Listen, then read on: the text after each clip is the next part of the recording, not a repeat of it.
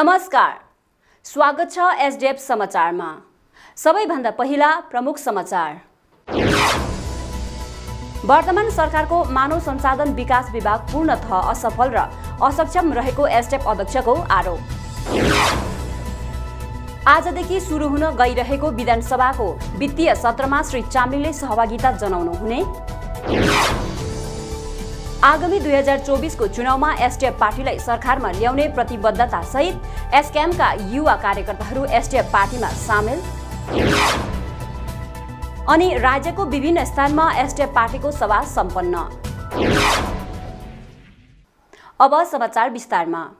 SDF अध्यक्ष श्री पवन चामलिङले एडक शिक्षकहरूको हालको नियुक्तिले पनि सरकारको अक्षमता, हृदयहीनता र शैक्षिक दृष्टिहीनतालाई नै प्रकट गरेको बताउनु भएको छ। उहाँले वर्तमान सरकारको मानव संसाधन विकास विभाग पूर्णतः असफल र असक्षम ठहर गर्दै अत्यन्तै विलम्ब गरी थालिएको यो नियुक्तिबारे सरकारले स्वर मचाउनुको सट्टा अघिबाटै भइसकेका क्षतिलाई कम गर्ने दिशामा छिटो भन्दा छिटो अब सरकार लाग्नुपर्छ भन्नुभएको छ। हेर्नुहोस् यो रिपोर्ट। जनताका प्रश्नमा यो साता एसडीएफ अध्यक्ष श्री पवन चामलिङलाई सोधिएको थियो, सरकारी स्कुलहरूका रिक्त पदहरूमा अहिले एडहक टिचरहरूको नियुक्ति भएको छ।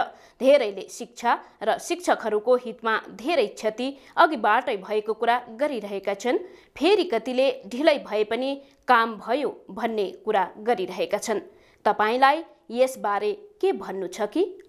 प्रश्नको उत्तर दिने क्रममा श्री चामलिङले भन्नुभएको छ, लगभग 2021 को प्रारम्भिक शिक्षण सत्रदेखि नै शिक्षक बिनै पढाइ गरिरहेका विद्यार्थीहरू, विशेष गरी गाउँले विद्यार्थीहरूले नै आफूहरूले कति नोक्सानी वा क्षति बेहोर्नु पर्यो भन्ने कुरा बताउन सक्लान्। त्यसमाथि पनि कोभिडको समय स्कुलहरू बन्द रहे, जतिखेर विद्यार्थीहरूलाई अतिरिक्त सहयोग धेरैभन्दा धेरै चाहिएको थियो, नयाँ नौलो शिक्षा तौर तरिकाहरू चाहिएको थियो, विद्यार्थीहरूलाई अभूतपूर्व शैक्षिक नोक्सानीबाट उद्धार गरिनुपर्ने बेला थियो।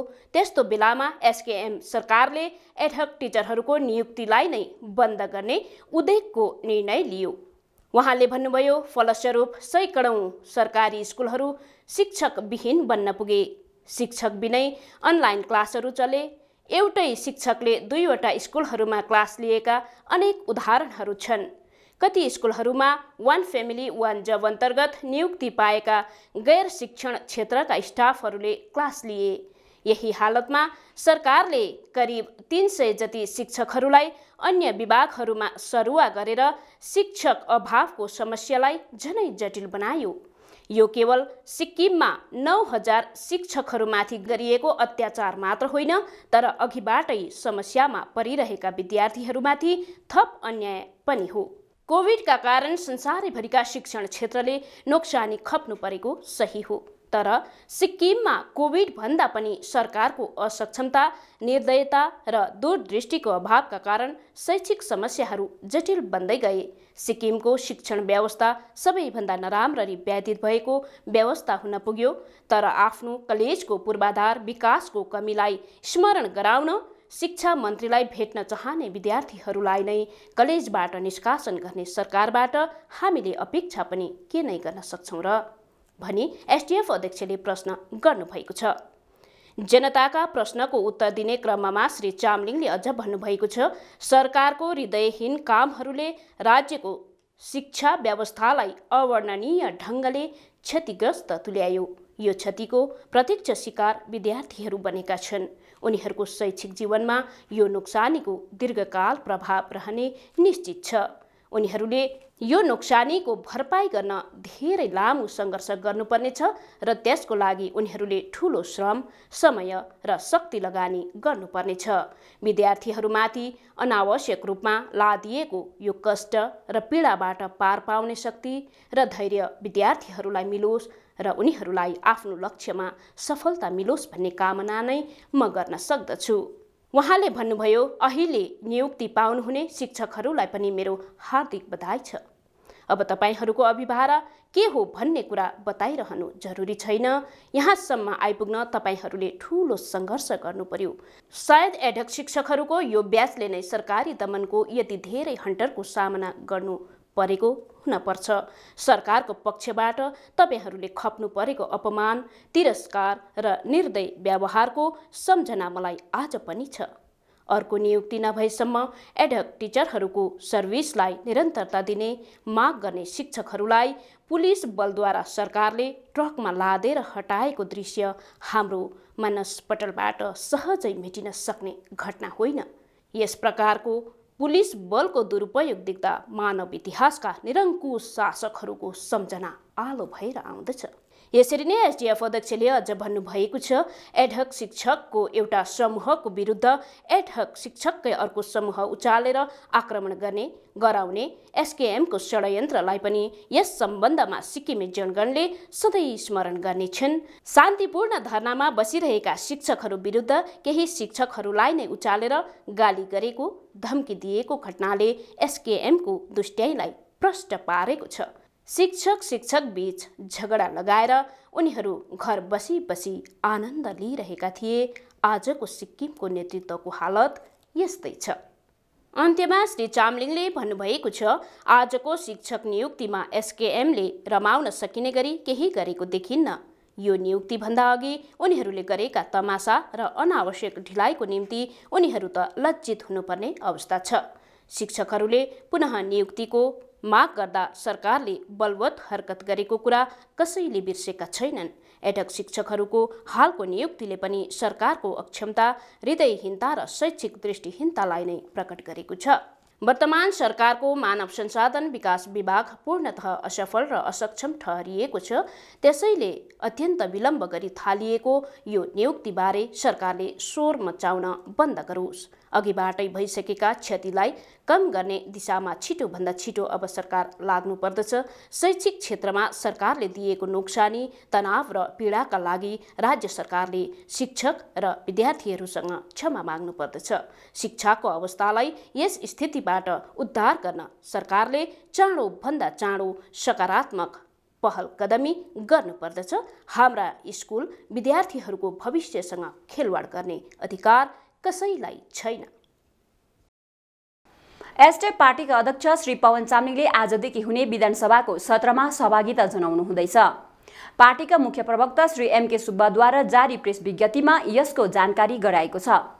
श्री सुब्बाद्वारा जारी विज्ञप्तिमा भनिएको छ, एसडिएफ पार्टी प्रजातान्त्रिक मूल्य र मान्यतालाई मान्ने पार्टी हो। त्यसर्थ 2019 को 10औं विधानसभा चुनावको पराजयलाई स्वीकारेर एसडिएफ पार्टीले आज पर्यान्त विपक्षी पार्टीको भूमिका निर्वाह गर्दै आइरहेको छ। प्रजातान्त्रिक पद्धतिमा जनमतले चुनिएका सरकारलाई काम गर्ने माहौल र अवसर दिनु विपक्षी पार्टीको ठूलो धर्म हो। यसलाई सिरोपर गर्दै एसडिएफ पार्टी विपक्षीमा बसेर वर्तमान सरकारलाई सिक्किम र सिक्किमेली जनताको पक्षमा रचनात्मक सुझाव दिँदै आइरहेका छौं। एसडिएफले अझ भनेको छ, आज सिक्किमेली जनताले एसकेएम पार्टीलाई सत्ता सुम्पिएको लगभग 3 वर्ष पुगेको छ। जनतालाई अनेकौं बाचा र कसमहरू दिएर सत्ता ग्रहण गर्न सफल बनेको एसकेएम पार्टीले आफ्नो घोषणा पत्र मुताबिक आजसम्म कुनै पनि काम गर्न सकेको छैन। एसकेएम पार्टीको घोषणा पत्रमाथि जनताले ठूलो आशा गरेका थिए। जनताको आशा र विश्वास टुटाएको हुनाले एसकेएम पार्टीको घोषणा पत्रको आज कुनै इज्जत रहेको छैन। विज्ञप्तिमा अझ भनिएको छ, एसडिएफ पार्टीले विपक्षीको रूपमा सिक्किम र सिक्किमेली जनताको हक हित र अधिकारका पक्षमा आवाज उठाउँदै आइरहेका छौं। एसकेएम सरकारको पहिलो विधानसभा सत्र 3 जुन 2019 मा सम्पन्न भएको थियो। त्यस सत्रमा एसडिएफ पार्टीका अध्यक्ष श्री पवन चामलिङलाई सदनमा सत्तारूढ पार्टीकै कार्यकर्ताहरूले असंसदीय शब्दले गाली गलौज गरी दुर्व्यवहार गरेका थिए। सदनको गरिमा माथि ठूलो अपमान गरिएको त्यस दुर्व्यवहार र असंवैधानिक तरिकाले मुख्यमन्त्री नियुक्ति गरिएका प्रतिवादमा एसडिएफ पार्टीले प्रजातन्त्रको मर्यादा र जनताका पक्षमा अघिल्ला विधानसभा सत्रहरूलाई बहिष्कार गर्दै आइरहेको थियो। यद्यपि सिक्किम र सिक्किमेली जनताका हित, सुरक्षा र अधिकारका पक्षमा विधानसभा सत्रहरूमा लिखित प्रश्नहरू एसडिएफ पार्टीले पठाइरहेका थियौं। यसका साथै हामीले जनताका हितसँग सम्बन्धित हरेक मुद्दामाथि सरकार समक्ष सकारात्मक सुझावहरू राख्दै आयौं। सिक्किमको हितमा हुनुपर्ने विषयहरूबारे सरकारलाई अवगत गर्दै आइरहेका छौं। यसरी नै श्री सुब्बाले अझ भनिएको छ, वर्तमान समयमा कोभिड महामारीसँगै एसकेएम सरकारको गैर जिम्मेवार नेतृत्वको कारण राज्य र जनताको आर्थिक स्थिति धेरै खस्किएको छ। राज्यको कानुन व्यवस्था पूर्ण रूपले बिग्रिएर गएको छ। एसकेएम सरकारले आफ्नो कार्यकालको चौथो बजेट प्रस्तुत गर्न गइरहेको छ, तर अहिलेसम्म चुनावी घोषणापत्रमा लेखिएको वाचा बन्धन पूरा गर्न सकेको छैन। सिक्किम र सिक्किमेली जनताको आवश्यकतालाई हेरेर यस सरकारले जनमुखी काम गर्छ भन्ने सम्भावना अलिकति पनि देखिँदैन। सिक्किमको स्थिति अहिले अत्यन्तै नाजुक बनेको छ। यसै विषयहरूलाई मध्यनजर राख्दै सिक्किम र सिक्किमेली जनताका पक्षमा आवाज उठाउन एसडिएफ पार्टीका अध्यक्ष श्री पवन चामलिङले 28 मार्चदेखि हुने विधानसभाको चौथो वित्तीय सत्रमा सहभागिता दिनुहुनेछ। 4 दिनसम्म चल्ने विधानसभा यस सत्रमा उहाँले राज्यका प्रमुख राजनीतिक मुद्दाहरूसहित सम्पूर्ण सिक्किम र सिक्किमेली जनताका सुरक्षा, न्याय र अधिकारको पक्षमा सदनमा आवाज उठाउनुहुनेछ। सत्तारूढ एसकेएम पार्टीबाट ग्रामीण स्तरका पार्टी समर्थकहरूद्वारा राजीनामा दिने क्रम जारी छ। गत 26 मार्चको दिन पश्चिम सिक्किमको मानेबुङ देन्ताम समष्टिका एसकेएम पार्टीका सक्रिय युवा कार्यकर्ताहरूले सत्तारूढ एसकेएम पार्टी त्यागी एसडिएफ पार्टीमा विधिवत सामेल भए। श्री निमा थेन्डुप लेप्चा, श्री खिलन गुरुङ, श्री रोदन बागदास, श्री छोडेन लेप्चा, श्री हेमन्त लेप्चा, श्री भीमराज गुरुङ, श्री विजय छेत्री, श्रीमती देवमाया छेत्री आदि एसकेएम पार्टी त्यागी एसडिएफ पार्टीमा सामेल भए।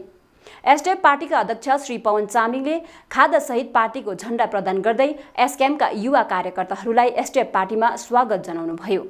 यसरी नै उहाँले अन्तर्क्रियाको क्रममा एसडिएफमा सामेल हुने युवाहरूलाई प्रजातन्त्रमा जनताको शक्ति सबैभन्दा ठूलो हुने बताउनुभयो। एसडिएफ सरकारले पहिलो कार्यकालदेखि 5औं कार्यकालसम्म सिक्किम र सिक्किमेली जनताका हितार्थ गरेको विशेष पहलहरूको जानकारी उहाँले दिनुभयो।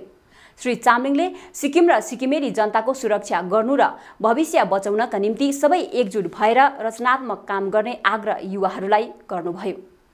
यसरी नै एसडिएफ पार्टीमा सामेल हुने युवाहरूले एसडिएफ अध्यक्षसँग अन्तर्क्रिया गर्ने क्रममा एसकेएम सरकारको काम गर्ने तरिका ठिक नभएको बुझेपछि 2019 को चुनावमा यस पार्टीलाई सघाएर उनीहरूले ठूलो गल्ती गरेको बताए।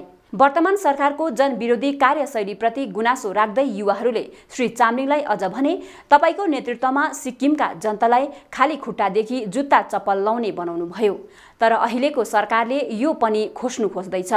यसरी नै ती युवाहरूले आगामी 2024 को चुनावमा एसडिएफ पार्टीलाई सरकारमा ल्याउने प्रतिबद्धता पनि जाहेर गरे। एसडिएफ पार्टीका सदस्यहरूले पार्टी संगठनलाई अझ सुदृढ र सशक्त बनाउन राज्यको विभिन्न स्थानमा सभाहरूको आयोजना गरिरहेको छ। हेर्नुहोस् यो रिपोर्ट। कवि लुन्चोक समष्टिमा एसडिएफ पार्टीको समन्वय सभा सम्पन्न भयो। गत 25 मार्चको दिन कवि लुङचोक समष्टि अन्तर्गत टाक्ची बोझोघारी स्थित एसडिएफ पार्टीकी संगठन उपाध्यक्ष श्रीमती कर्मा ओङमु भुटियाको निवास स्थानमा पार्टीको समन्वय सभा सम्पन्न भयो। यस सभामा फोदोङ रोङरोङका जिल्ला पञ्चायत श्री गेछिरिङ भुटियाले अध्यक्षता गर्नुभएको थियो। यस समन्वय सभामा एसडिएफ पार्टीको भावी रणनीति र जनमुखी कार्यक्रममाथि विचार विमर्श गर्दै विभिन्न छलफल भएको छ। एसडिएफ पार्टीका संस्थापक सदस्यहरू लगायत युवा कार्यकर्ताहरूले पार्टीलाई सशक्त बनाउने पक्षमा विभिन्न सुझाव उक्त सभामा राखे। सोही सुझावहरूलाई मध्यनजर राखी पार्टीले उत्तर जिल्लामा काम गर्ने निर्णय सभाले गरेको छ। एसकेएम सरकारको नेतृत्व सही नभएको कारणले सिक्किम र सिक्किमेली जनताको अस्तित्व सङ्कटमा परिरहेको हुनाले सिक्किमलाई बचाउन एसडिएफ पार्टीलाई आगामी 2024 को चुनावमा जिताउन अत्यन्त जरुरी रहेको यस सभाले ठहर गरेको छ।